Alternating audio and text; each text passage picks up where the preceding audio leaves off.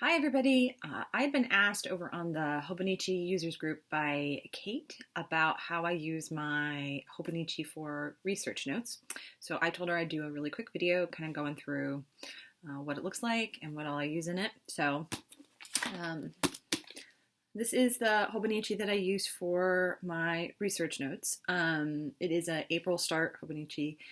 And I got it because I'd been taking notes in the smaller A6 version and was running out of space. So I wound up ordering the cousin size for the same purpose. So this doesn't have very much in it because I just switched over to it, but I'm using the same system, so it'll work. So what I do is I use the yearly, let me see if I can get this into focus here a little better. I use the yearly view for an index, and I'm really big on color coding, and since this version of the Hobonichi doesn't have the index for March, even though there's the split pages for March, which I wrote in, I made my own little index to put in it because I used it to write my lectures for this semester, and everything is color coded by subject matter. So these are all the lectures I wrote for the sketchbook class I'm teaching. Over here, this is research that I'm doing for a paper I'm writing. So each color is a different article that I've read. And then it correlates to, in the book itself, when I write down my notes, I use the same color at the top of each page on where the date is. So this has kind of helped me to stop seeing these as dates and more like index numbers, especially with the color coding. And then as far as how I use this for taking notes on like my research notes, I don't know if you can see, I use this little section over here when I first start to mark down all the pages in the book or the article that I've highlighted, so that I have that for easy reference when I go back and look at the article. And then I tend to take notes in two colors, one color for the basic notes, and then you can see there's some purple in there. Those are direct quotes from the article that I wanted to remember. And then every once in a while I will highlight like something that I think I need to remember. And then when I get to the end of my notes, a lot of times I'll pick a third color and I'll notate if there were other articles or other books referenced in the article that I was reading that I think I need to follow up on and read.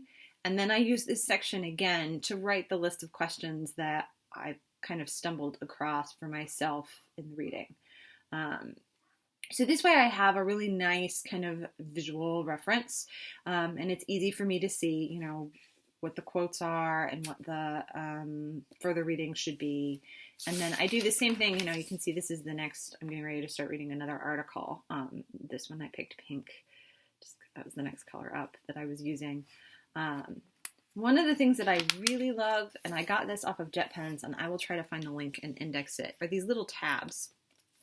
These are kind of like the Post-it tabs, but they come with a tearaway base. So you can mark right where the thing was that you want to remember, like even if it's in the middle of the page, and then you can still access the tab. I'm completely obsessed with these. In fact, I think I have them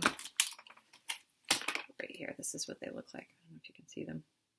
So the bottom tears off and then you use the top as the tab. And like I said, I got these off of Jet Pen, so I will put the link in the bottom of the video. And then for note taking, I absolutely love, this is what I use. It's the Pilot High-Tech C pen. I have, I think it's the 0.4. It's super tiny.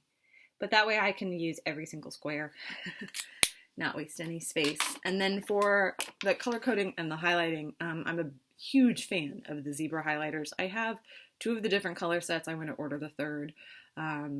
Just for like marking my indexes and whatnot. The colors are really soft and gentle in the eyes, but they're also very pretty to look at, and they still stand out. And then I also use this, which is from the Hobonichi site. It's the larger Hobonichi paper notebook. That's the graph paper, just like what's in the cousin.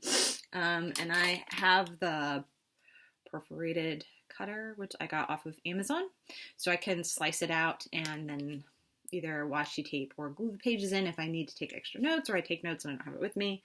And this is normally what I use, like the extra index at the beginning. This was what I used to glue it in. It's this weird little, it's almost like a glue stamp. You like push it down and it stamps. And this I got off of jet pens too, I think. That's pretty much everything. So that's a little bit about how I use my Hobonichi to do research. I hope this helps. If you have any questions, please feel free to shoot me an email, post to Facebook, whatever. I'm always happy to help out, post other videos, whatever you need. Have a good Sunday.